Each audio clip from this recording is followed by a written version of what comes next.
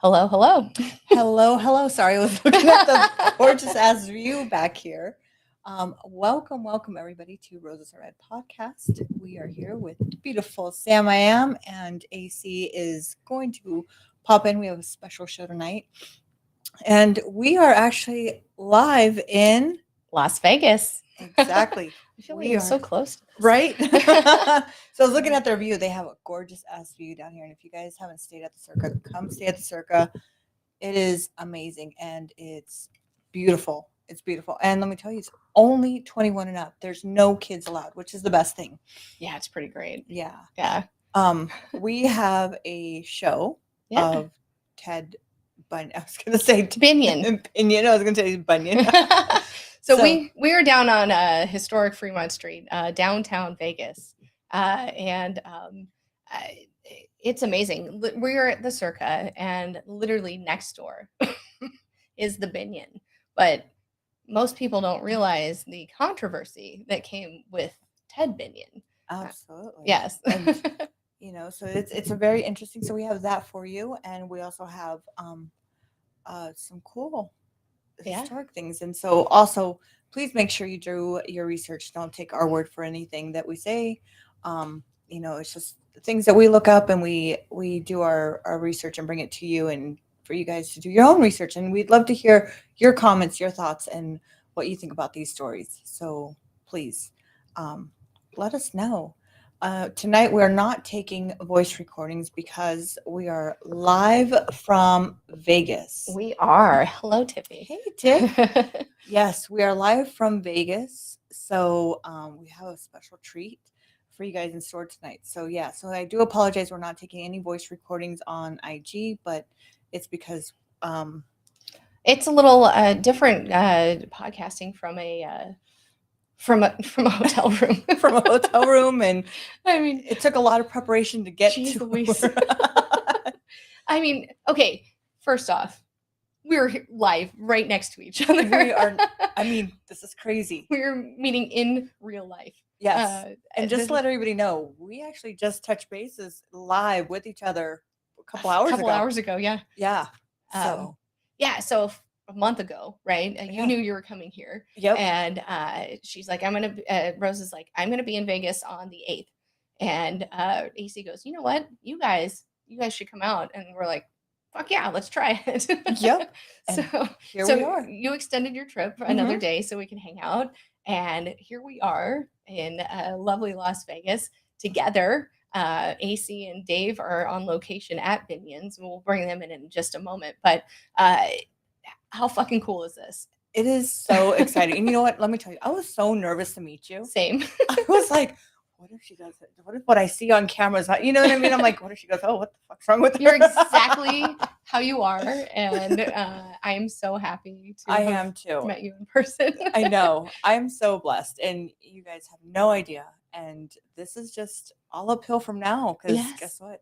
We don't know where we're going to go next. Maybe Omaha. Maybe you never know. I mean, come in the summer because it's not so shitty. It was snowing today in Omaha. Oh, really? Yes, it snowed.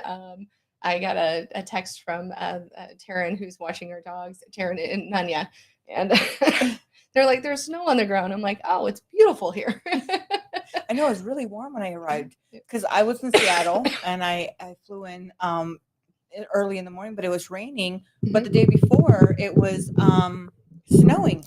Yeah. But Seattle's so bipolar weather. Yeah. It's so bipolar. I was like going, it was rain 1 minute, the next thing it's snowing, and then it's sunny. And I'm going, really? Mm-hmm. Really?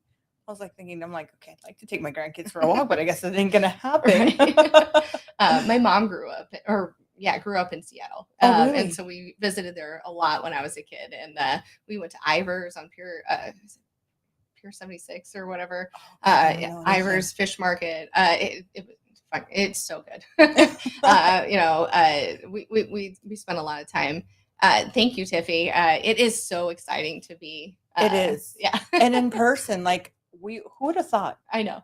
We started this back in October, November. Mm-hmm. And look at us now. We're in person and we're hanging out and we're doing a live here in Vegas. And like I said, look at this background, guys. Check this background out. I mean, this is the view. If you look straight down from our room, it's the pool area. It's called the stadium pool. It is literally set up like a stadium, and it's got all the sports things. I mean, I like football. I follow things, but it's pretty stinking cool. And you know what? There's no one in the pool. That's what I was looking at before when we started. I was looking at the pool. There's no one in there. There's just a few people. Just now would be the right time to go down there. Now we're just doing a podcast. But we wanted to make sure we came and said hello to you guys and let everybody know where we're at, what we're doing out here, and hopefully you guys enjoy this show. And it's been a crazy week for both of us because you had a whole bunch of stuff going on with you. Yes. I've been traveling all week. Yeah. All week I've been traveling in and out of the state, going from one state to another, but it's been crazy. And I'm so happy that for the next 48 hours, it's just party. Yeah. We're going to gotta do this little thing called a podcast, but but then we get to go, enjoy Fremont Street, and we'll go up to the strip for where you're at and everything. So it'll be great. It's so exciting. It's so exciting. And I'm telling you, this is like, I can't believe I'm here in person with you. I know. This is like the most exciting thing ever. Like, I'm going to meet them. I was telling my husband, I was like, I'm so nervous to meet them. What if he's like, well, what if you guys don't get along? So then my head started going like 100 miles per hour. How do we not? I mean, we've been doing this for a little while now, and we absolutely get along. But you're right. In real life, you're like, are they going to be the same person? Is it exactly how it is? And it is. It is. I'm so happy. I mean, I already feel like your family. I know we're family. You're stuck with me for life. Yes, it's done. I'm so excited about it. So tonight we are actually going through the life of Ted Binion. Ted Binion. Binion. Bundy, whatever. But the Binions are high red ink reds. So we are we're going to go through that, and literally one hotel down from where we are at that way, I believe. Yes. I'm really bad at directions. I usually say I'm the wrong direction, but I believe it's right that way. Right that way. Is Binion's Hotel, and they're a staple here in Vegas. They've even it was Binion's Horseshoe Hotel, and now they've taken Bolly's and turned it into the Horseshoe again in homage for the Binions. But there is a lot going on. I didn't even realize about Ted Binion and the controversy and between his father and him and everything. And in my head, I was thinking when I was starting to read about this had to have happened, when my parents were kids. And come to find out, I mean, this came to fruition in 1998 when I graduated high school, for Pete's sakes. I was like, hold on. He's, this happened in my lifetime. I cannot believe it. So, it's kind of interesting, I think. Very interesting story. I think when we think of things like this, sometimes we always think it's like in the past, Or it's because Vegas is so, I mean, I don't want to say it's old, but it is. Vegas is so old, and there's so much here. I mean, you've got a lot of the casinos that dealt with a lot of, it was built on the mob. Stuff. Yeah. Right. Yeah. So, I even have family ties. My family's Italian, and I have a great uncle, Joe, who's since passed years ago. But he had right behind us here at the plaza. You can't really see it, but he would come. He would travel between. He lived here, but he would come back to Omaha, and he that was the mob tie between Vegas and Omaha, which is kind of insane. Yeah, that's crazy. My kids think my dad isn't in the mob. He's not, but I can tell you, my great, my grandfather and not my grandfather, but his brother had some mob ties, which is kind of insane. Crazy. Who would have thought, Sam? Yeah, who would have thought? Whatever, And the gentleman who used to own the plaza actually was from Omaha, and really, he had some. He would put Nebraska memorabilia in there. We went in there today, and they're like, "Oh, he sold it," and we're like, "Oh, okay." He's not tied to the Nebraska killer that we went through. No, crazy woman. Crazy woman there. But yeah, no, I mean, Vegas has so much history, and if anybody's never been here, come check it out. Vegas is a place. It's like I've always called it's been my playground. Yes. Because it's literally meant for adults to play around and Yes. hang out and slot machines and I couldn't imagine bringing young kids here. You know what I mean? I used to come all the time. I used to come before I met my husband. I used to come all the time. Pretty much every weekend we'd come up and hang out here and gamble. And then before that, my parents would bring us up, but they would bring us up because we have family here in Vegas. Well, that makes sense. And so we would come and they would drop us off at, my uncle's house, and then they would take off and do their adult things. But I loved it because there was never, back in that day, there weren't kids. And I remember too, I just remember my mom carrying these buckets of quarters. Because back then, now they have paper tickets. Yeah. And it's so weird, isn't it? Yeah. Before you would put in your little quarters and go ting, ting, ting, ting, ting. Exactly. And what is going on here? And sorry, technical difficulties, folks. Bring us up before. Okay, we're gonna bring AC up, and I am Dave. Pardon me.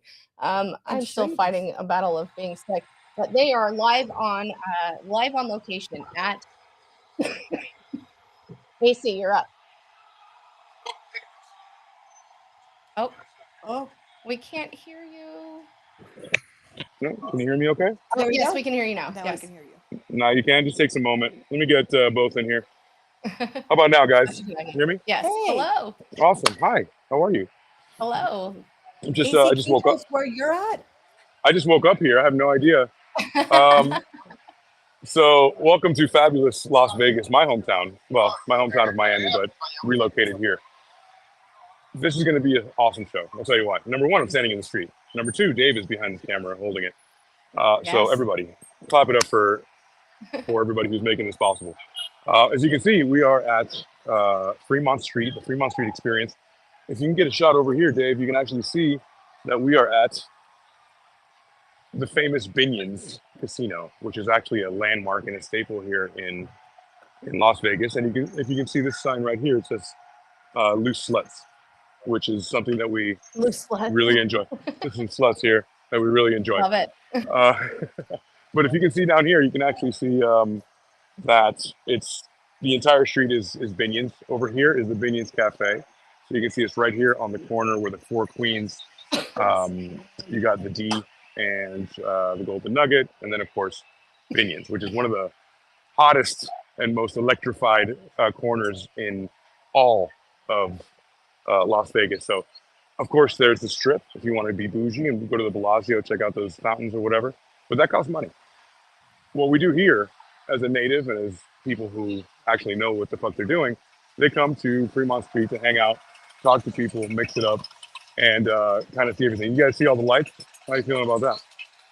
That's pretty dope. Pretty dope.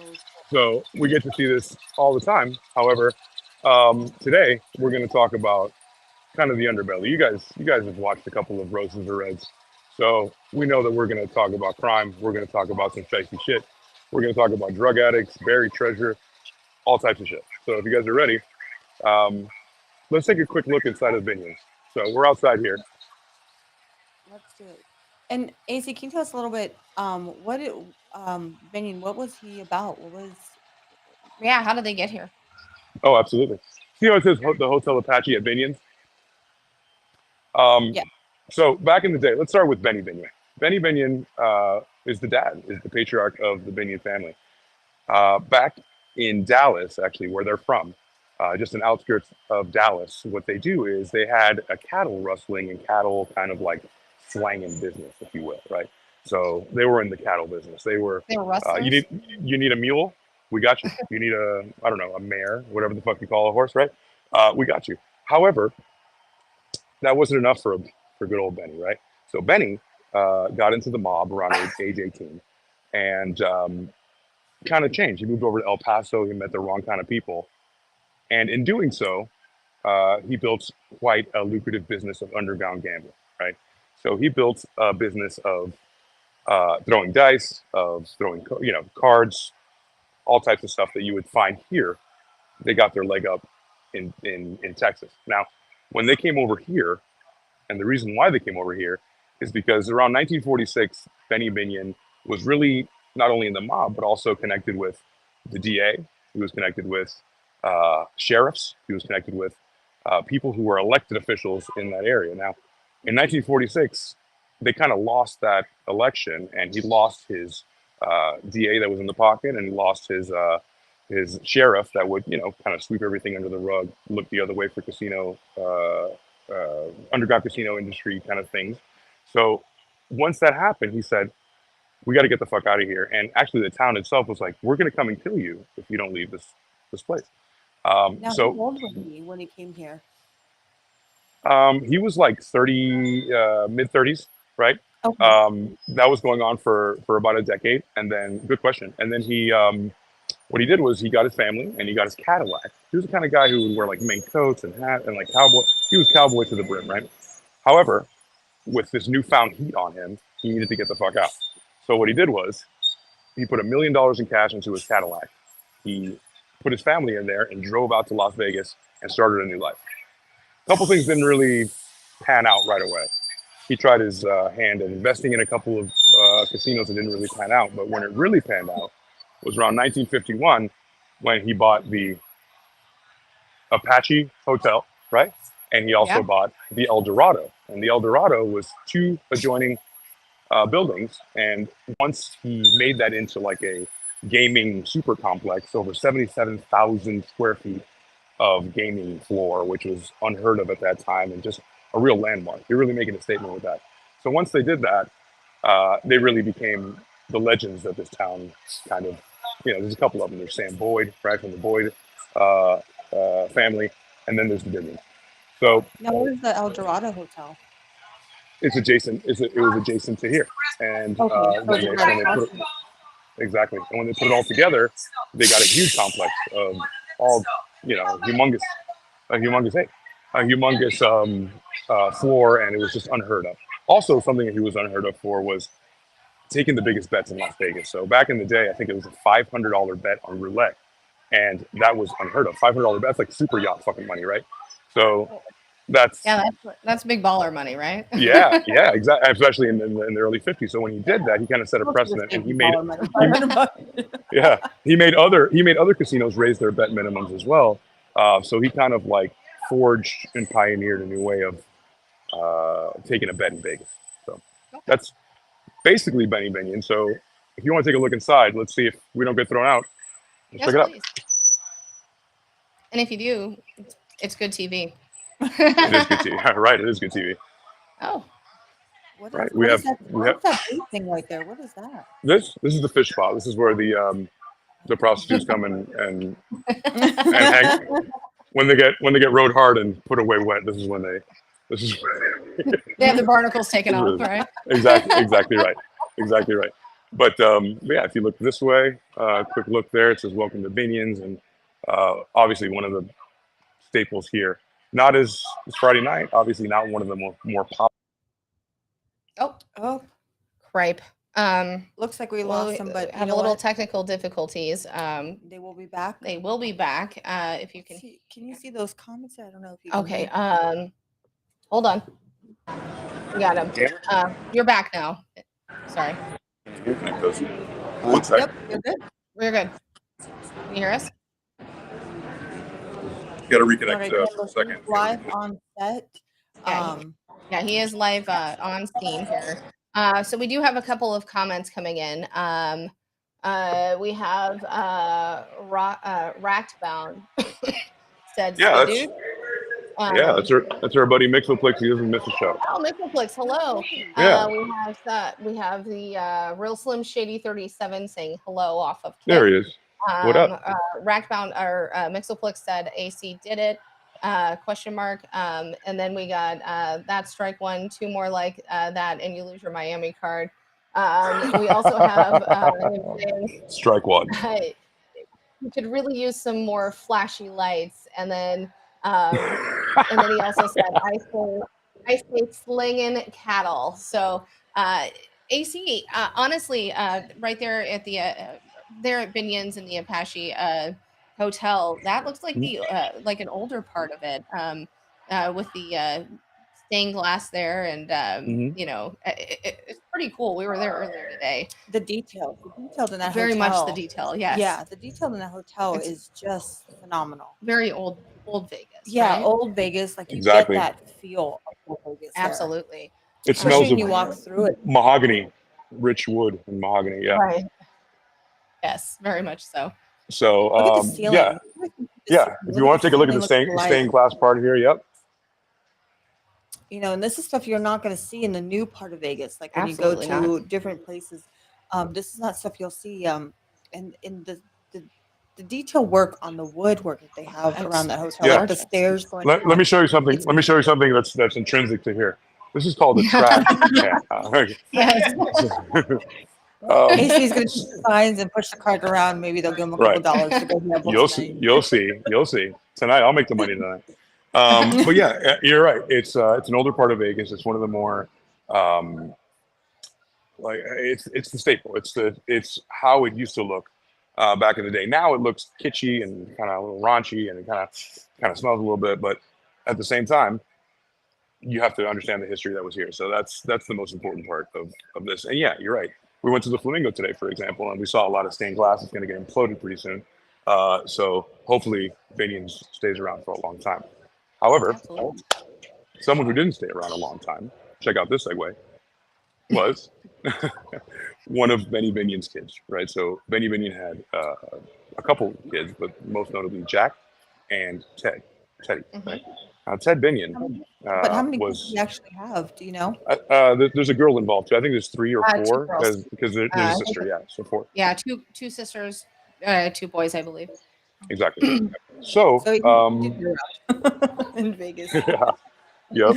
So hopefully we can walk around here a little bit. Once I finish this part, we'll take a little walk and we'll try to be a little inconspicuous. We're going to look like tourists, but and try not to expose one of the owners of this place as a black tar heroin addict. So yeah, it's just a little thing. So actually, let's talk about it here before they throw us out. So one of the kids, Benny, around early 90s into 1995, Benny was having a real problem. Now Benny, I'm sorry, Benny was the dad. What Benny did, let me finish up there. What Benny did was actually bring us something incredible, which is the World Series of Poker, right? That was nothing before Benny Binion. So he decided to bring that. It was called something else. It was like the Western Card Club or something like that. And he turned it into what is now the World Series of Poker. What's on ESPN The Ocho at all times. So yeah. So after Benny did all that, yeah, exactly. So into the 90s, right? It's about 1995. Benny Binion is worth about $73 million. He's set. He is a casino mogul. He's a casino boss. However, he had a dark secret. Homeboy was addicted to black tar heroin.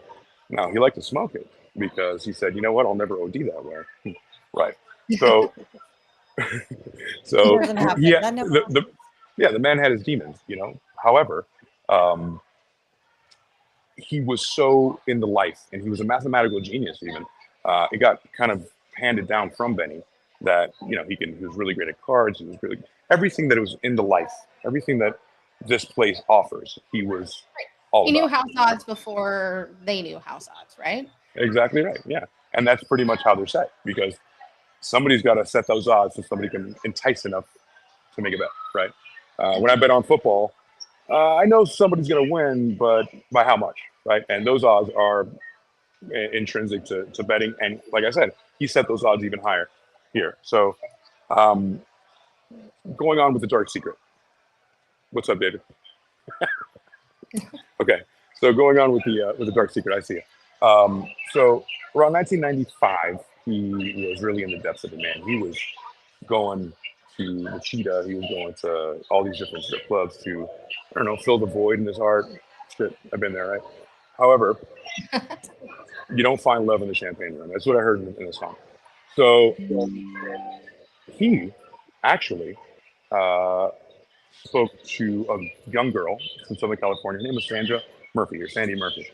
Sandy Murphy would end up being not a fun time for him. So the girl was beautiful. For a minute, right? Young. Well, yeah, for how long, right? And it was pretty quick. It was pretty hot and heavy. It was like, he was like, I don't want to be anywhere you're not. Now, she was making costumes. As far as like she is concerned, as far as her relationship with the strip club that he was frequenting, she was not a topless dancer. She was a seamstress.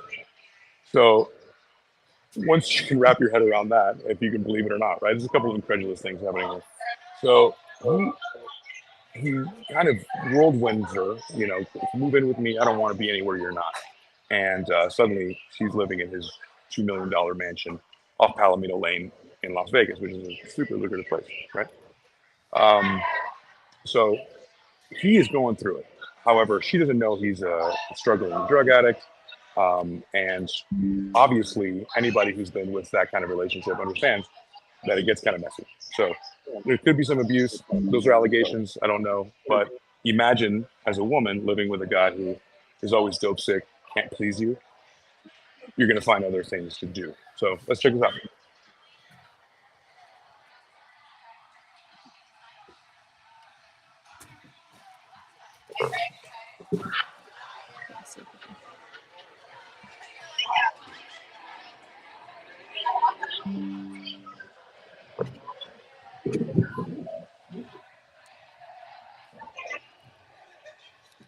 So here, as you can see, there's Jack Binion, one of the brothers, obviously attending the World Series of Poker with legends, right? This would bring in millions and millions of dollars. Here's one of the early winners, Hal Fowler, of the World Series of Poker. So money was rolling in. Money was never an issue, right? Everybody hear me okay still? Oh, I think I'm off.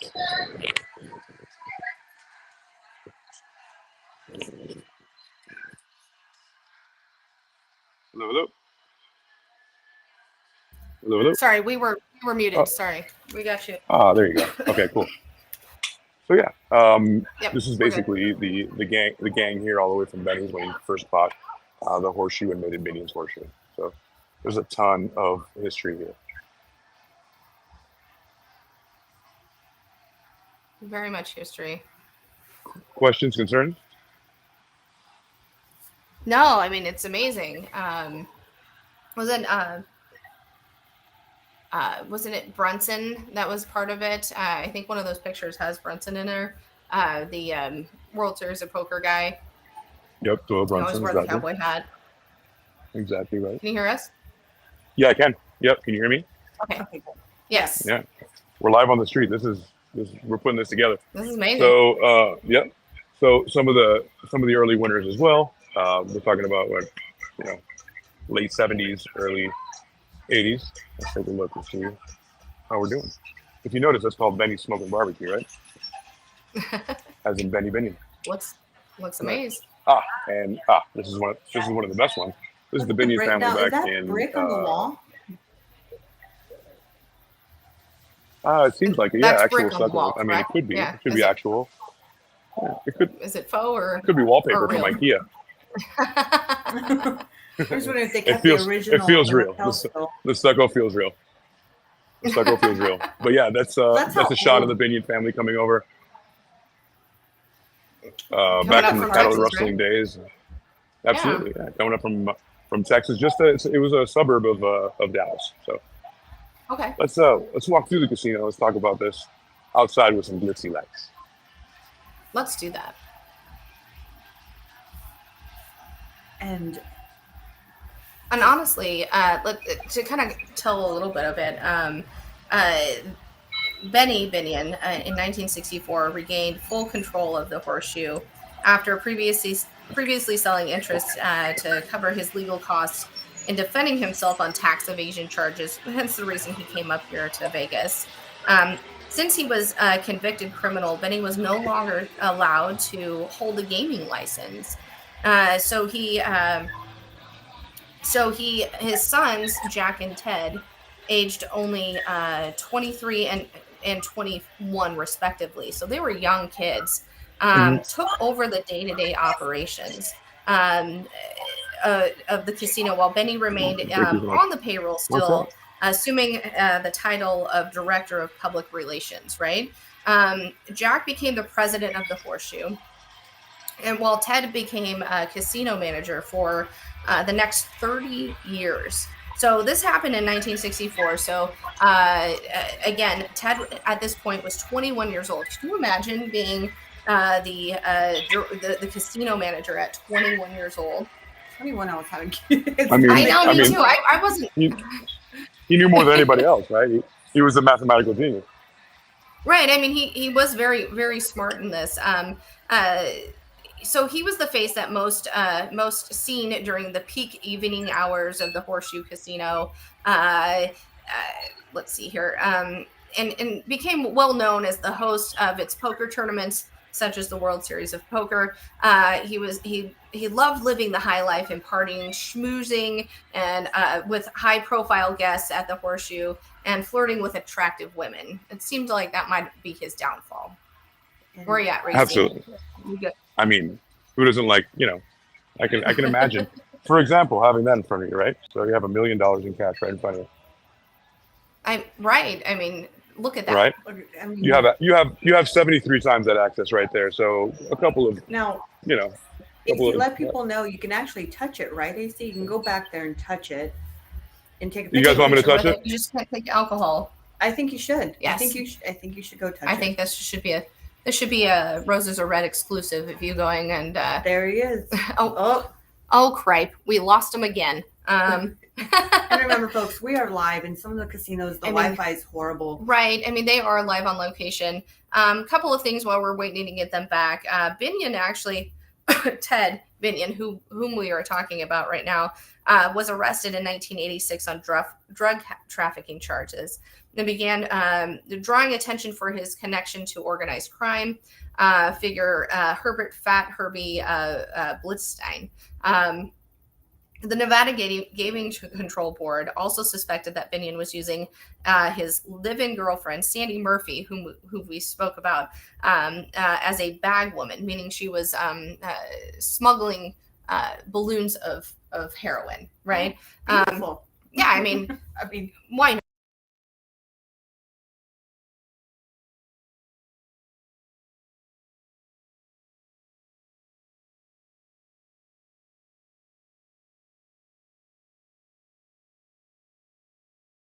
Estranged wife and daughter to pack up and move back to Texas. What is going on here? Our road is not working, I hope.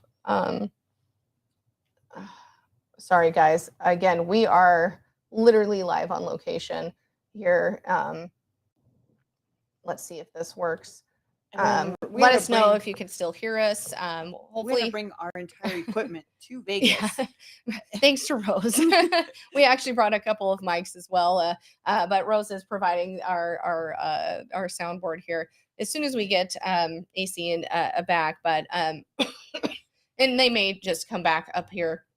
But just to kind of tell this story about Binion. But what I found interesting is. Sandy Murphy had said she wasn't really a stripper. She was just making costumes. But so that's what we're calling it. Yes, I mean, she just carried the watermelon, I guess. That makes sense now. Now I can honestly say with all the girls walking around down here. I mean, they just make the costumes, right? Costumes. I mean, and there are plenty of girls down here in costume. So in 1996, the Nevada Gaming Control Board, the GCB, they banned Ted Binion from any management role in the Horseshoe. He had to undergo, and he also had to undergo regular drug testing because this man had a affinity for the heroin. I do find it odd that he did smoke it rather than intravenously using the drugs. Happened to you don't consume your own.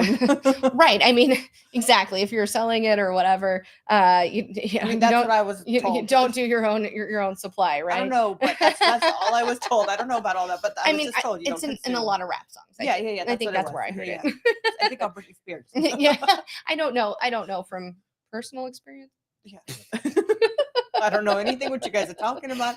I'm pleading the fifth on the corner over here.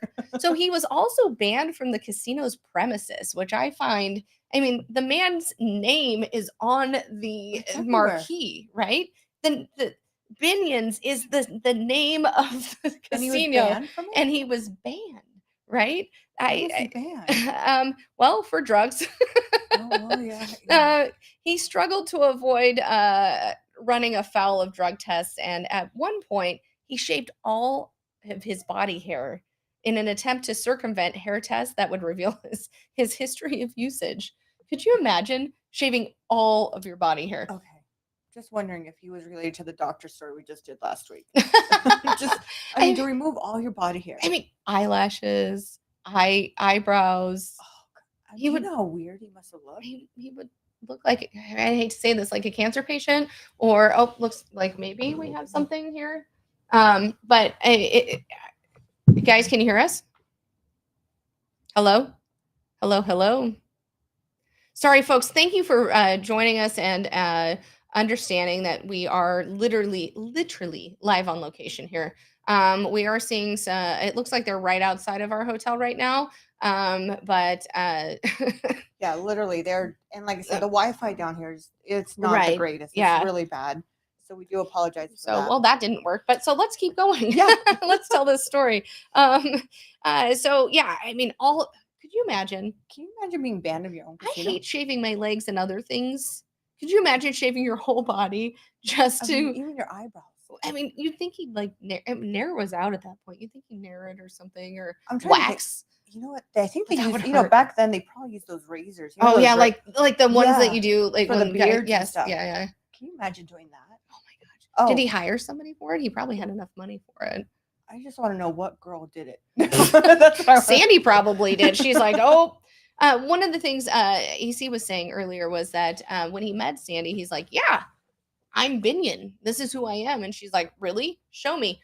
Let's go into the casino. He goes, I can't.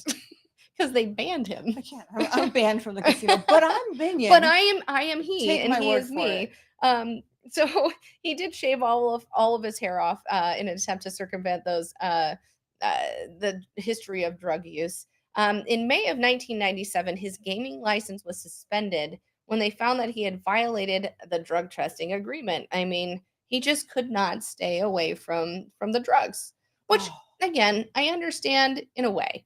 But having all of this power and plus maybe back then, I don't think they had the rehab centers and stuff like we have now. Right, it's not as much. Yes, I agree. So I think back then, it probably was a lot harder to get help, like if you wanted to get out. When you're a millionaire, you're like, I don't have a problem. I'm fine. How many people do you pay off to say, oh, you're good? You're good, no problem. You know what? Yeah. Here's some more. Yes, exactly. I mean, if he who has the money has the power, correct? Well, and you know what? We see that a lot in a lot of the, we've got a lot of music artists and we've got a lot of politicians and stuff that Prince, it was Elvis. Yeah, Elvis. Michael Jackson even. Yeah. I mean, they have the money, they paid the doctors, they, administered it. This was, street drugs, but I mean, it's kind of the same thing. Yeah. It must have been much easier than what it is now because, I mean, now you got to get a doctor to get certain things, right? Or you got to go down to, a tunnel and around the corner. Back then, I could just imagine him just walking outside his hotel and saying, hey, I mean, it is Vegas. Yeah, it is Vegas. I'm not saying, but I'm sure back then it was a lot more prevalent. Yeah. Because, just imagine, like I said, we have a lot of now, even football players, baseball players. Right. And when you have the money, now we have to be, not we, but people. Folks. Have to be people with lots of money have to be hush hush, right? Because they don't want to get exposed or get their name out there. But can you imagine them that have all the money? They didn't care, right? They were just like, oh, screw it, I'm just gonna walk outside the door, do a little line, and come right back in. You know. And the thing is, people who are really smart tend to look to things like drugs to calm their brain. I mean, it's like, if numbers are always running, how do I stop that? How do I turn it off? I would assume that the heroin kind of dulled those senses, so he didn't have to live with it so much. You know what I mean? I mean, could you imagine knowing the odds before the actual odds makers? Oh yeah, absolutely. It's just insane and crazy. Absolutely. And we are going to we're gonna take just a second and off. unplug it. And AC has joined us. I'm gonna scoot over. Let's turn down the headphones so we don't get feedback here. But this microphone's pretty hot, so sorry, folks. This is how lives work. Do you want man on the street action? This is how it happens. Yes, let's turn that out so we can all sit here. Look at us all together. We are all together, and look, we have I Am Dave here too. There he is. I'm not sure how much he's going to contribute to this. No. Perfect. He was the cameraman, but we can see him here in the. I've got this here. If we need Oh, but, perfect. So here's where we're at. I'm back. I'm back, baby. Snuck in the club. We got AC here. yes. We're all here now. We were talking about how the showgirls didn't kidnap him. They tried. They fucking tried. We were talking about how he shaved all of his hair off of his body to circumvent drug testing. He did. So right around that time, yeah, you're right, ladies. Right around that time, he was getting real pushback from the gaming commission. So at this point, he's losing his license, and he thought the best way to go about this was to, I mean, if you're getting a hair follicle test, what are you going to do? Shave your shit. You think there'd be a little bit of a better way? I was saying, why not wax it? I mean, that would hurt like a bitch. But Kelly Clarkson or Nair. Nair's been a thing for a long time. Yeah, I mean, this true. was 96, 97. Use those little knives for the beard. That's true. Yeah, like the old timey. The straight razor. Yes, straight I razor. trust you. I Yeah, trust you. no. Can you imagine going down there and getting all that shit? I know. Spreading open. Hey, I trust you. Hey, everybody. We were talking about how Sandy, because you had mentioned to me earlier today, how Sandy said she only made the costumes for the strip club instead of. Yeah, she wasn't a stripper. God help you. Blasphemy. I mean, a young girl down on her luck. So away from home, she's not stripping. I know you listened to or you watched the documentary, and I have to say I was a little bit underprepared for this, but I found this interesting when I was reading this earlier that Binion was the target of a kidnapping plot. Do you know much? Can you elaborate on that? He was so many times, right? Even back to Benny Binion, he tried to assassinate the people when he lost those elections and stuff before he left Dallas. Mm-hmm. He tried in El Paso. He tried to assassinate the guy who kind of like took over 11 times. So who was it? Was Binion kidnapping someone? Because this must have been when he was. So if he was 21 in 64, he would have been 20. He would have been 23 or 24 at this point. Was it a child of his that was going to be kidnapped, or do we know? I think it was him. They were trying to kidnap him. Okay. Yeah. Because I mean, he's the one that could be held for ransom. Oh, that's true. I mean, it's his kid. I guess the alleged perpetrator. If the kids are worth it. Cab driver and petty criminal was found dead and shot in the chest at the base of Sunrise Mountain. So I thought that was very interesting. Right over here, guys. Yeah. I mean, if it was light, you could probably see it. Yep. It's true. Good thing it's not, because you get all those twinkly lights. Yeah. Let us know in the chat if you guys are if you guys can see what's behind us. I mean, it could be a little better. But you know what? We did the best we could here. We did pretty great. I think we did pretty fucking good. I mean, there's some pretty great lights back there. I mean, I can see the Strat up there. I can see. Yeah. I'm a little worried right now because I'm deathly afraid of heights and my back is towards. I got you. Oh, you're gonna catch me. I'll save your life. You're gonna catch my fat ass from falling down. Yeah, right here. So I'll lasso you with one of these. Y'all crazy. So yeah. I mean, he was talk about a guy being down bad. The guy was fucking down so bad by the time he met Sandy Murphy. Yeah. He was in the depths of drug addiction. And imagine you find a girl or somebody you like, and it's like the ray of hope that you need to continue your life, right? But in that, his wife and child. He was going through a shit divorce. Yeah. She was like, "You found the stripper. I'm out." Yeah, exactly. Right, out. exactly. And I think they were already going through that divorce, and then like in the depths of his like wallowing, straw, it was like, Sandy. But by the time he brought her home, kind of like a stray dog, it was over, right? And you can kind of tell like the machinations of a young girl who like found an older guy who's like willing to finance her entire life. Sugar daddy. Right. Her eyes probably got as big as fucking dimes, and she was like, let's do stuff together, right? Whatever it takes. I can suck it up. And suck it up and check out my old balls, right? I can suck it up and fuck you if you're gonna take care of me. I mean, I didn't say it. That's from a woman's perspective. So, but it's true. I mean, there's a lot you were willing to put up some old ass balls if you got money. Look. Yeah. I mean, look at was it Anna Nicole Smith? I mean, absolutely, of course, yeah. Well, no, look at the Playboy girls. Right, Kendra, with Hefner, all of them, all of them, yeah. Yes, but the three main ones. Yes. I mean, look at them. Move over a bit, ladies. Okay. Let's get a little. Yeah, Let's get a little close. So Rose can get a little bit. Yeah, yes, there we go. Come on in. Perfect. So. I told you I was going to stay in the corner. At this point, get back in your corner. Nobody puts Rose in the corner. Nobody puts baby Rose in the corner. But at this point, dude's down bad. So he's absolutely so in the depths that he can't perform sexually. I mean, in the beginning, I'm sure he was like all aroused and shit. But after 3 years, the guy's doing 12 balloons of black tar heroin. Your dick don't work. And that's just one of the things. This is a byproduct, right? Drink too much alcohol. Whiskey dick. Right. Do too much coke? Coke dick. Right? So there we are. What is that going to bring? Let's talk about that. There's a guy named, the other part of this triangle, the other angle of this right? is this love triangle. This love triangle, this thruple, right? I don't think they were quite a thruple. Well, I think everybody knew it except for him. Yeah, you're probably right. Right. So once this was established that Buddy couldn't perform, couldn't really do his manly duties, then one moves on. So he has a friend. When I say him, I say Ted. Ted met him in the bathroom of a steakhouse.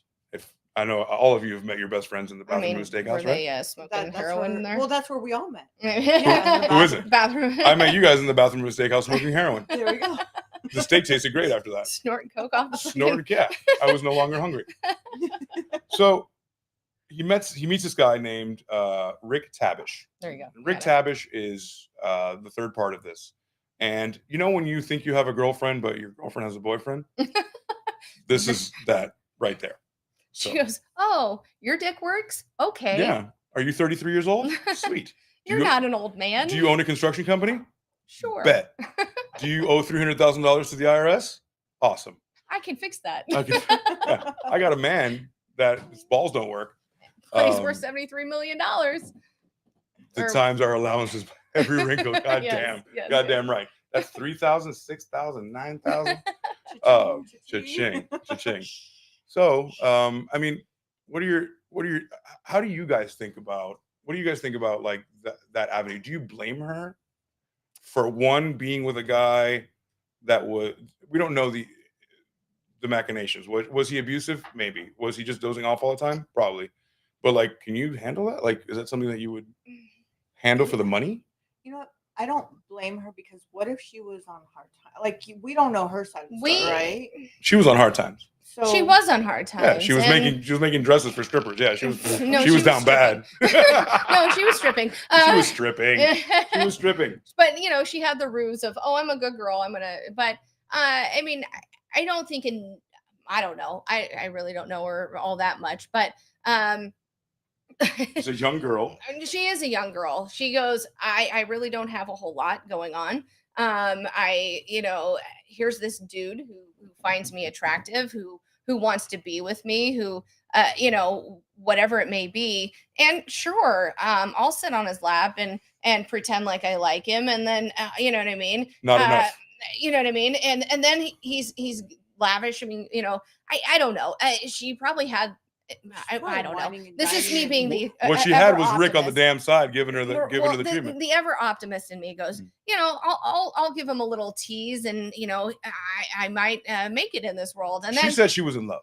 She says like we were in love. Well, of course she did, and we wanted everything together. Of course she did. So did Anna Nicole. So did Of course she did. Playboy. And then she found but a he guy wasn't whose 92 dick worked. years old. True. And I'll still give him a little tease and sit on his lap and whatever. Who cares if he falls asleep from a heroin fucking high? You don't have to finish the job. I don't have to fucking finish the job, and I'm gonna go fuck this dude over here who satisfies me. I mean, last 2 minutes. Do I blame her? I only have to blow sweet nothings into a flaccid penis for 5 minutes until he goes off. She's taking advantage.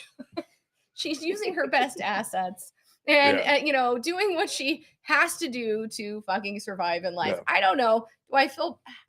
I don't know. I don't feel bad. I think she did what she had to do to survive. You're in Vegas. Yeah. You know what I mean? You're in Vegas. Stick around. We have actually Tiffy says it would have been exciting at first, surely, absolutely, because of the money and the cars and you bought her a convertible and all that shit. And then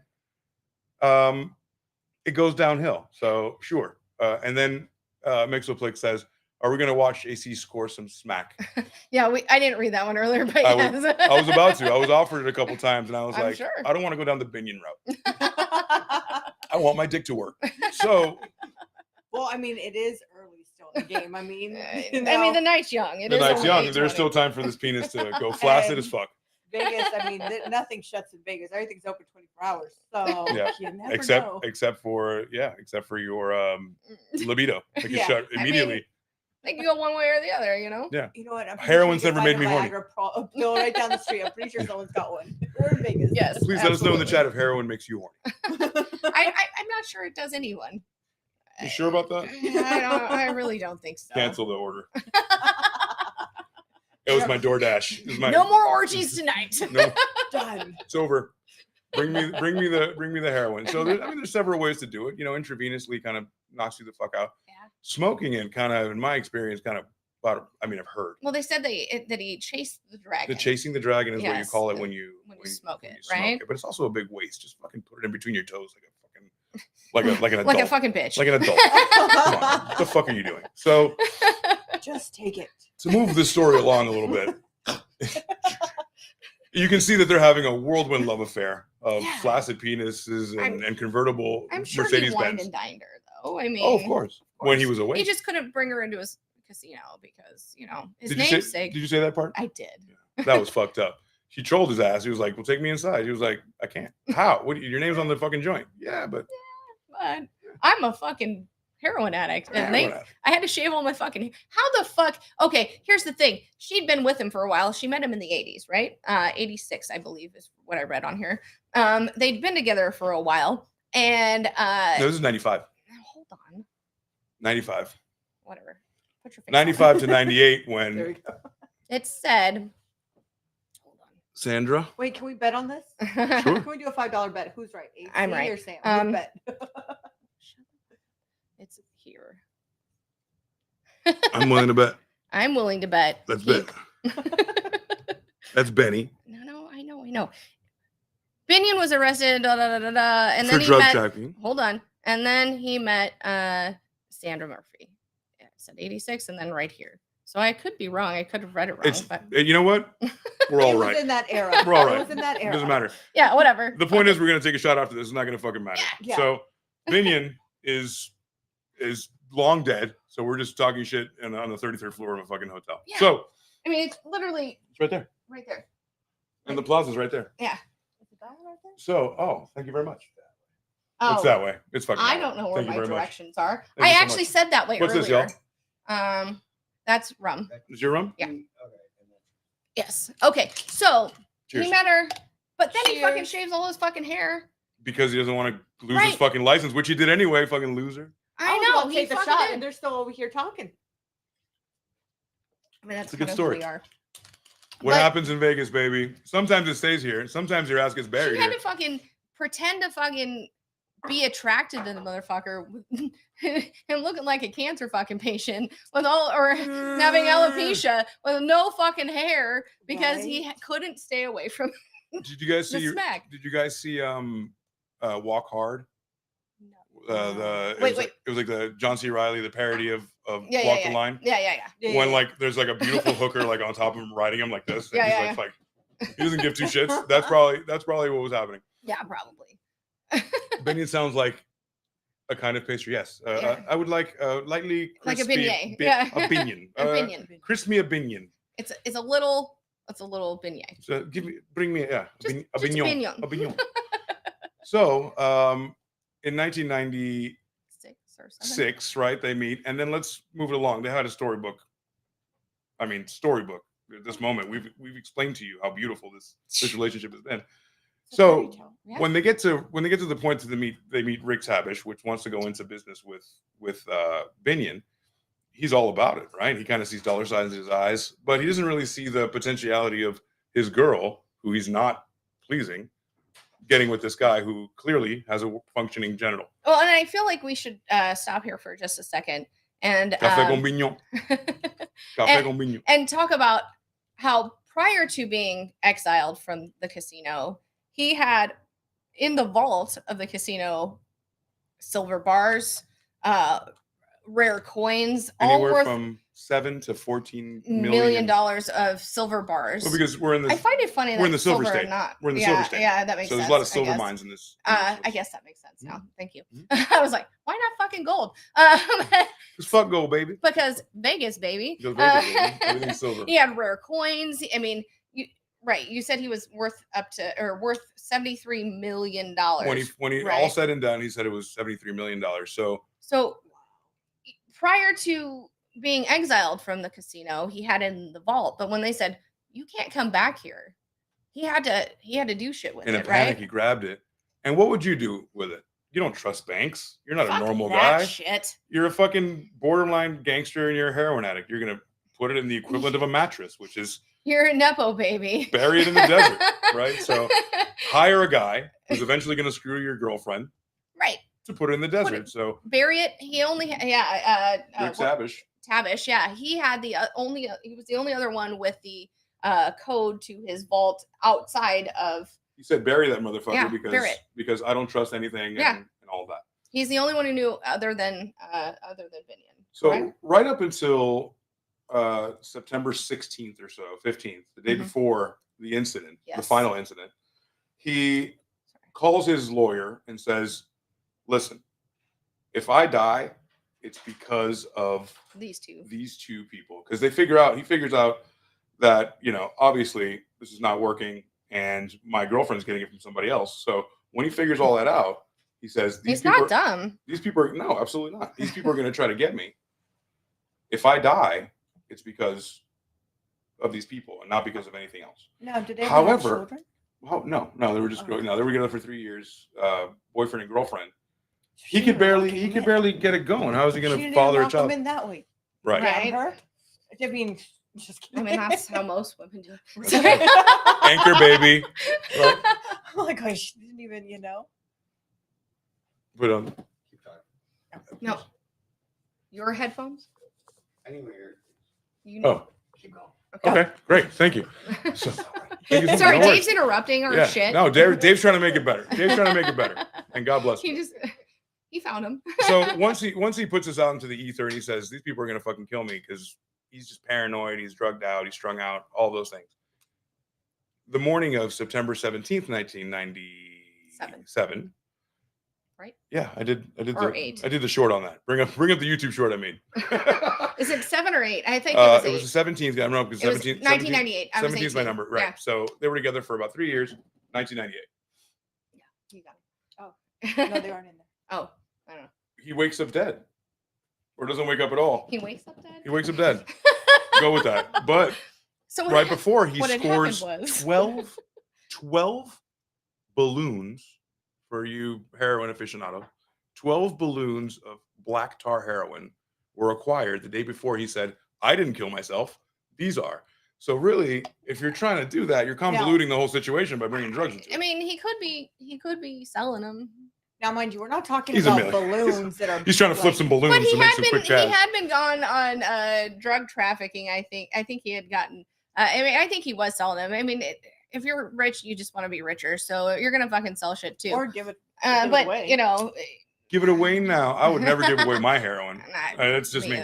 That's expensive. But I mean, you don't make money getting high on your own supply, right? We talked about that earlier. Biggie Smalls, one of the best things Biggie Smalls ever said.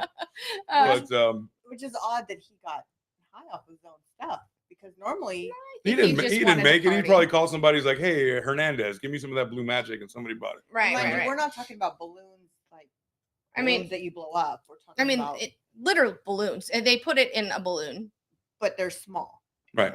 Enough to put it up your ass. Yes. So I mean, and Sandy was a mule for him, correct? Yeah. Yes. Mm-hmm. Yeah. She got tired of that life. She wasn't down with that shit anymore. No. So really, who has the motive here? So you have Rick Tavish, you have Sandy. They're together. They know where the fucking shit's buried. At least Tavish. Rick knows where the shit is. Yeah. He knows the combination. Sandy's like, I'm fucking you, Tavish. We should probably kill him. And Pussy's king, so you're gonna do whatever I say. This is me surmising on what happened. I think what happened was Sandy is in Tavish's ear, and she's like, I'm giving you the fucking the puss. And sorry. The JJ. I know. I'm giving up the shit here. Say nothing. You are happy because of this pussy here. And you are happy. You are happy. Yes. You know where the all the fucking money's buried. Right. So let's come up with a plan. That's called a motive. Yes, it's very much a motive. Very much. He's not been satisfying me for years. I've put up with all this shit. Let's fucking get He's gonna die anyway. I mean, he's gonna kill himself anyway, and not on purpose. He's gonna fucking dope himself and right. I mean, it's obvious. Dope himself into being dead. That's not a thing, but it is a thing. Dope himself dead. Dope yourself up. He is going to OD at some point. Let's just hurry this fucking process up. Right. So right now we're at a crossroads. We're thinking, all right, so he could either have blown himself up with 12 balloons of heroin, which he smokes, and it's really hard to OD. On smoking it would be hard. Dr. Michael Baden, which you all might know from HBO's Autopsy Show, right? One of the most, the United States' foremost forensic pathologist, was hired along with Alan Dershowitz later on. You might know as a lawyer in the news now, but what they did was what? This guy's a fucking mess, dude. I keep thinking about this shit. Standing with the candlestick in the study. yeah. Yes. It was the wrench in the kitchen with Colonel Mustard. Yeah. So now you have, like I said, you have two ways to go. You have either this drug addict that was definitely going to die, or people with a solid ass motive to kill somebody else. Absolutely. Now, right? You put it out in the ether and you told people, if somebody kills me, it's that. However, now we see ourselves in this predicament where it's hard for the cops to figure out what the fuck happened. Well, especially with all the heroin, Xanax, right. and Xanax. And Xanax, sorry. There was Xanax. The guy's doing fucking French fries and heroin. It's insane. Yeah, Xanax. It was funny as I was reading through it. He was like, he did marijuana. He a lot of the time smelled like marijuana when he came into the pit to whatever. But marijuana, Xanax, and the street drug tar heroin. I have nothing against the first one at all. Whatever, it doesn't matter. That's not going to kill you. But something interesting that they said also in one of the documentaries was like every time he got high, he turned into the old trope, Dr. Jekyll and Mr. Hyde. Sometimes you're high, right? Yeah. And some guy turns into somebody else. However, was he nicer?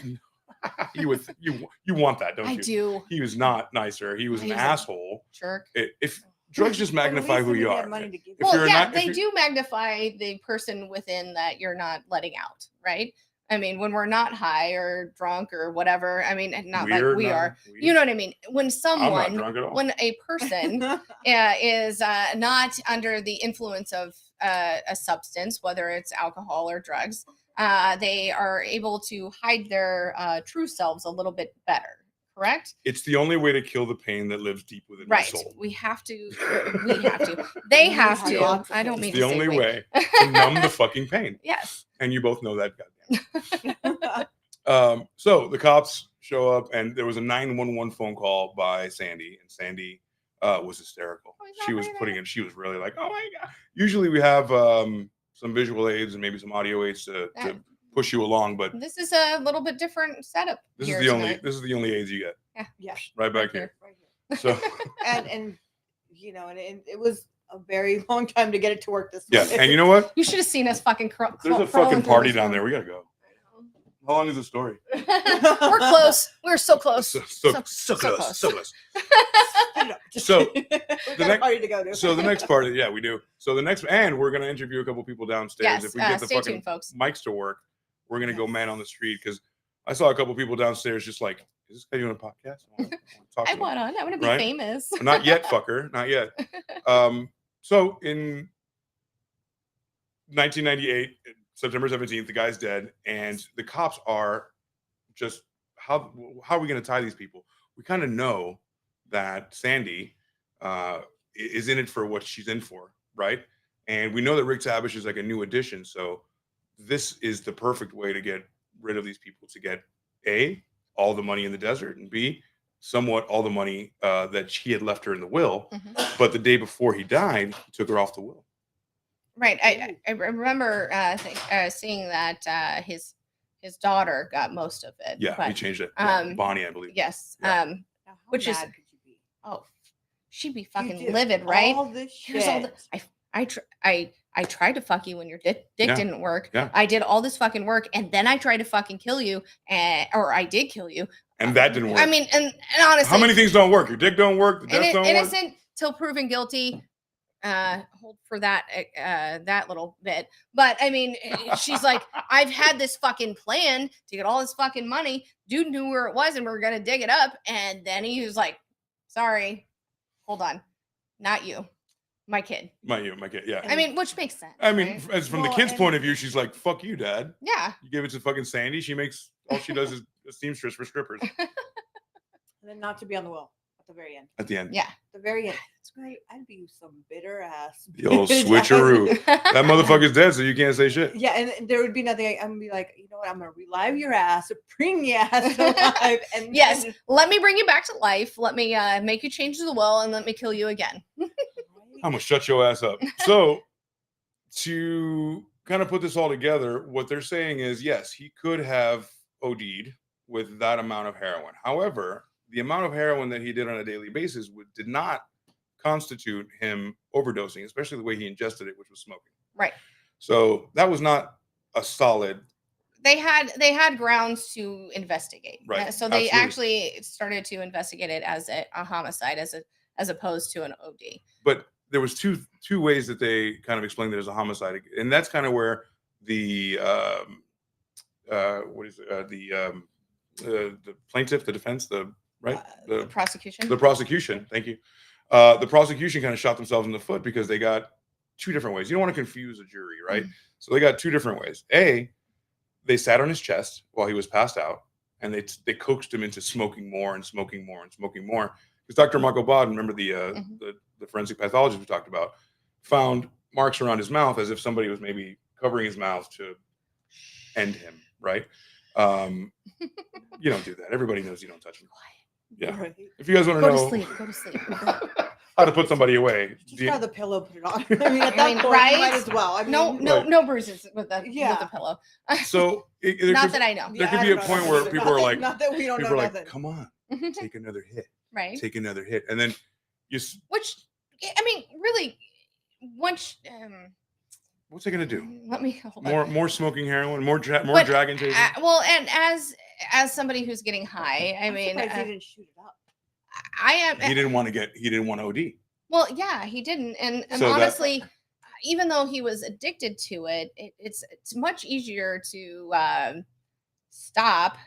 If you're smoking, If you're then smoking, if then it's coursing you through your are- fucking veins, if you then you have have it- track marks. Yes, I mean, can't and hide that. honestly, he had a reputation to uphold, right? I mean, you're right. He probably He fucked he that up probably so should have long put ago. it through Yeah, but in if his you can't his- even go back to his the toes. casino. I mean, but he still had all this fucking money. That is, People I mean, doing he it in their had he was the necks and- heir to the Binion millions, Yeah, right? and what's it all for if you can't really step foot into your casino or place a bet? Because he was a fiend at throwing craps. Oh yeah. A fiend.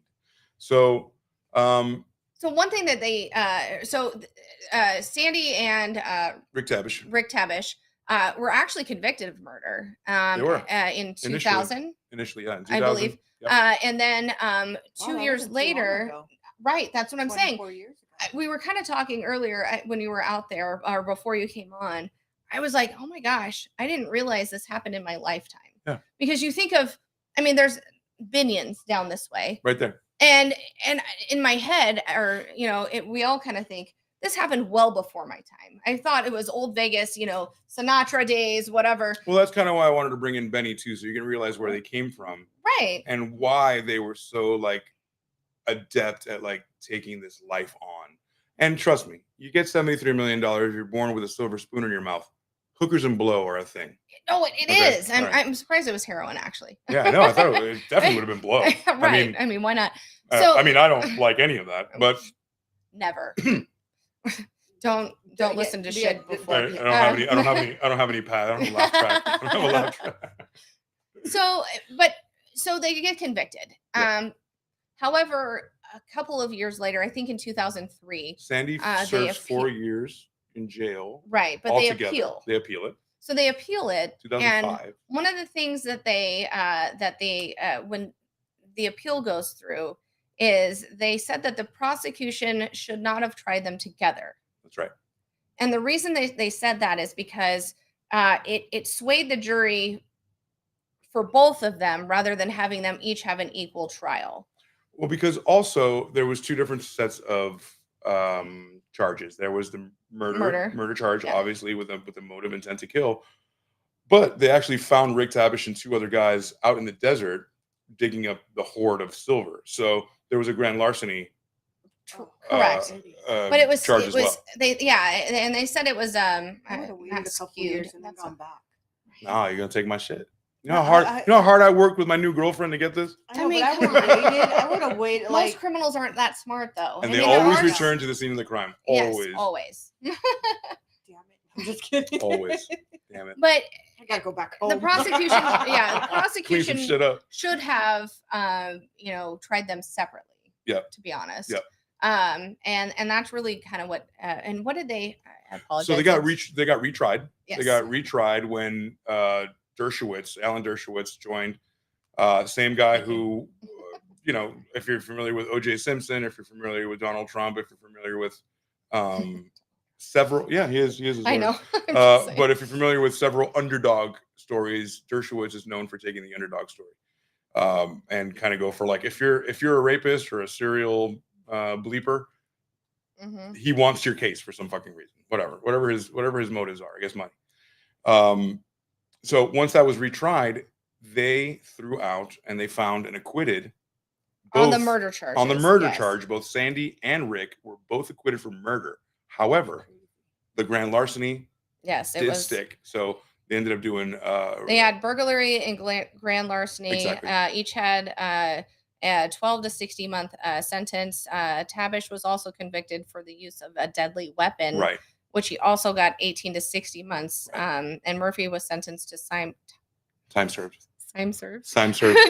Time served. Time And did not served. return. So Sandy was scot-free after this, but Tabish did not. Tabish was out there digging up the hoard, so he was grand larceny and all this shit because there was a conspiracy to take his money. If he knew where that was, why are you going to get it? Right. So he was actually released on 2010. Yeah, January 26th of 2010 when he was 44 years old. Right. Which they were ecstatic that he was released and things. Who was? He was. The Tabishes? Yes. He was very excited. 13 years ago. Right. The Actually, he Tabishes was were released very on May 18th of 2010.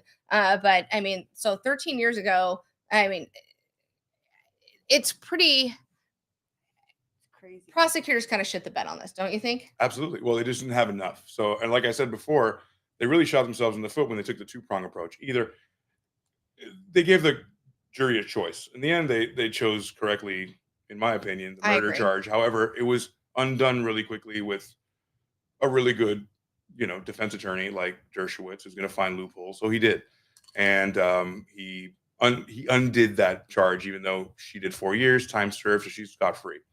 Rick Tabick is out in 2010, Mm-hmm. and to me, in my opinion, I don't think they served enough time. I don't either. honestly, I think she served way less time than she should have. Yeah. And again, earlier I took her stance of, yeah, I get it. I'd probably flirt a little, sit, play to my feminine wiles, Yeah. right? Of course you would. Play to my gold digging. Here's what I have. Well, as a person who, I mean, she came from AC and see how this works. Right. She came from California with nothing. Right. I mean, they met in, was it 96? A strip club. Yeah. And she was a stripper and whatever. She made dresses. But here's the thing, though. Yeah. She suffered already, and not like that whole time of having to be with this old guy. You know what I mean? She made that's not suffering. A lot of people like to be with older men. The choice. Yeah, but I mean, she made the choice, but then she did the years, and then she didn't get what she wanted at the end. She never got the money. Well, had she have not killed him, but maybe she would have. But it was perfect. It was perfect. Had she not fucked Rick Tabish, maybe. And remember, he probably would have still left her in the will had she not. And this would have been a lot more open and shut if that guy wasn't a heroin balloon banger. Because you're muddying the water by saying like, okay, well, this guy was pretty much going to be dead anyway. Here's a little tidbit that we missed. Sandy, the next day, there was a video taken of her. And as despondent as she was on the 911 call, thank you. The next day, there was a video of her going around the entire Binion house. This is the next day, mind you, kind of cursing out the Binion family, letting them saying this is that, these fucking people, blah, blah, blah. And for some odd reason, she went to the kitchen and there was a drinking glass, like a wine glass. And she did a misdirection where she grabbed it and she kind of went over to the other side away from it and put that glass in her purse. Now was there poison that or did she put the heroin in it so he ingested it instead of smoked it? So all good questions. So why did she put a fucking dirty glass in her purse? This isn't 1991 Ponderosa. My aunt taking a ramekin. She loved to do that. So I'm going to take this cocktail sauce. Right? So let me put all the bread in my purse. Right. That's not weird at all. So that is when it started to unravel. And that's what perked everybody's ears up because they said, why? Why is she acting so erratic the day after? And why is she acting like she has to cover this glass up? What's in that fucking glass? Right. And I think that's when everybody kind of took the side of, oh, this is intentional murder. Right. Now, you get a good lawyer, you got some money, you live happily ever after, because now, to wrap this all up in a nice little bow, Sandy got some work done. She got some money. Did it work? Did it work? It worked. It worked. She's out. Oh, yeah. What about this? She's out. Right. It's not working tonight. Look, folks, usually animations usually happen, the shit all right? works. Sure. Trust us. So she got a little work done, and she married a pretty rich gallery owner, an art gallery owner. So, I mean, that's her MO then. Let's I bet this guy's a lot hotter, and maybe his dick works. It probably does. She learned her lesson. She's like, I'm going to get something out of it this time. Yeah, dick. Yeah, dick. A working dick. Which is basically what I mean. Girls are simple too. It's not like they're really. I mean, Rose. Yeah, all you had to use is a toy. Rose drops the gems. I'm just saying. Rose drops the gems. Tiffy, there were also less opportunities for women in those days, so she grabbed what she thought was going to serve her best, and it failed big time. It fucking absolutely blew up in her face. If at first you don't succeed, put on a strap on. Get a strap.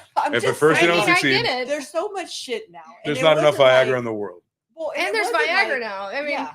There was Viagra then. Not as prevalent, though. I mean, he was rich, though. He could have had Viagra. He could have gotten fucking, bring me African deer penis that's going to, make me strong.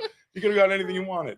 But it wasn't, I mean, it wasn't like, it's not like it wasn't as accepted back then either. It was, but rich people live under a different set of rules. They have different shit. It wasn't that long ago. That's what I'm saying. Yeah. He could have put a strap on. She could have grabbed, a toy. Toys weren't as prevalent back in the 90s either. Let's be real. What the fuck are you talking about? Them in dildos since the dawn of time. Well, I know, but you had to order them out of a catalog. It was much more shameful. Not in Vegas. Probably right. Girl, but it was much more shameful. It was more, if you guys want to learn a little bit about the history of dildos and fuck machines, I did a midnight media. It's good. I did a Midnight Media on my podcast channel with Hot Donna explaining Go back and look the at first it. fuck machine if you guys want to check that out. Well, but it's true though. I mean, up until even it's the last, let's just say 15 years. It's not been as accepted to. Well, that is true. It was more shame. I mean, I remember it being more of a novelty to go into like a sex store, or when they showed a lot up. of guys don't have the fucking male confidence to introduce something like that exactly. along. You only know what's up if a guy can introduce that along with their right. Their sexual. I mean, if you can learn how to work with it, now you're fucking working. Right? Agreed. I mean, I know you're wrong. You know, it is not your adversary. It's not your replacement. No, it's a tool to make things better. But it wasn't. It wasn't as accepted. I remember. Well, I mean, I'm from Omaha, Nebraska, so I mean, I'm a Midwestern town, but there was one sex shop, Dr. John's. I mean, back in the day, and if you went into it, it was like, oh, shame. You know, you went into there and you giggled and you saw what was there, and then you thought, oh, maybe I wanted that, but I'd never buy it. You know what I mean? Yeah. But, what's up, Tag Rider? How you doing? What's the Twitch stream? We have a couple of them. Roses Are Red podcast on Twitch. You can also find me on Midnight Media TV on Twitch. Yes. If you're down and with I don't Twitch, think but we're on Twitch yet. We're on. Yeah, that's why I didn't mention it. But yeah. Kickworks, also on all types of different media, Instagram, things like that. If you want to catch clips and we do this every Friday night, folks. Every Friday night, come join us. Like I said, we are live tonight in Vegas. All of us. Fucking fun is this? And who's coming with me? Yep, that's right, Dave. Who's coming with that's me? Right. And the Married Couple Podcast Wednesday nights. Yes. Yep. So yeah, we got the Married Couple podcast Wednesday night. Then we have Roses Are Red Fridays. Who's coming with me? Is a couple times a month, and we're hoping to preempt either Roses Are Red or How Was Your Day, just so we're not having an extra night on, you know what I mean? Or an extra show. We like podcasting and we like streaming. We do. You can see. Come find us. God bless. This place is great. God bless. We want to go get drunk. Yeah. Yes. You know what, folks? This has been so much fun. Actually being all together. I love this. If you guys have TikTok live, I'm probably going to go live on TikTok on Fremont Street and mess around with, drummers and nuns and bikinis. And we probably can't show that on TikTok. It's the living world. How am I supposed to stop the living world from happening around me? I don't know. You guys got shut down a little bit for cussing and stuff. We did. Thanks for joining, Jack Ryder. Appreciate it, man. Thank you. But thank you guys for joining. Thank you guys for coming and hanging out with us on another amazing Friday. Thank you too. The culmination of this Friday was amazing. Coming out, especially Sam that came all the way from Nebraska to hang out with us. I came all the way from 10 miles away. And thank you guys for being here. And like I said, if you guys want more of the story, go look it up on No, I want you to have this. Have a great night. Love you too. Cheers. We love you guys. Oh, there she goes. There she goes. Now it's there time. We go. Now it's time. It's so that was the story of Binion. Yeah. Right? That's the story of Ted Binion, the Binions. I hope you enjoyed the first part of it where I was man on the street there trying to do the best I could. It was so good. Can't wait to look back. Sorry. Can't wait to look back on that. Put hair on chest. Right. Give us a follow. Share it out. Yeah. If you think that anyone that you know might benefit from crazy stories with a lot of cursing in it and some drinking, let us know, because that's what we like to do. We love to research. We love to do the research. It's really kind of fun. I think, again, I love my Wednesday night show with my husband, but this is different. Can I say that this might be my favorite show? No, you're not allowed to say that. I'm going to say that, Dave.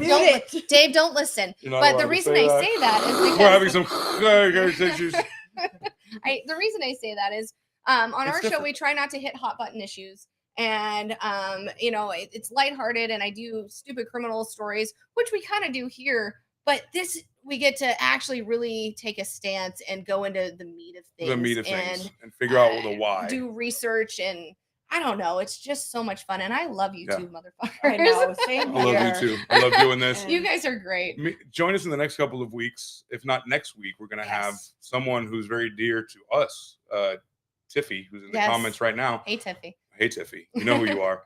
We are going to do a deep dive into a 52-part TikTok that is out of this fucking Not this Yes. one, but the following one. yeah, the following one. We're gonna Yeah, need a what, breather. what are Yeah, we doing next? we're gonna need a breather. I thought we were doing. Oh, Who's coming with me? Who's coming with these next week? Sorry, Next guys. week. Dave might be knocking down someone's grandma.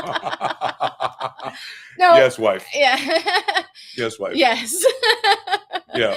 That is awesome. Yeah. Can't wait to have you. You turn me on to all types of stuff, Tiffy, when especially in TikTok and things like that. Honestly, Tiffy, thank you so much for listening to all of our shows and participating and being just one day we're all gonna have to fucking meet. It's gonna happen. Our true crime sister. Yes. So much love it. But yeah, next week we'll do a Who's Coming With Me. Yep.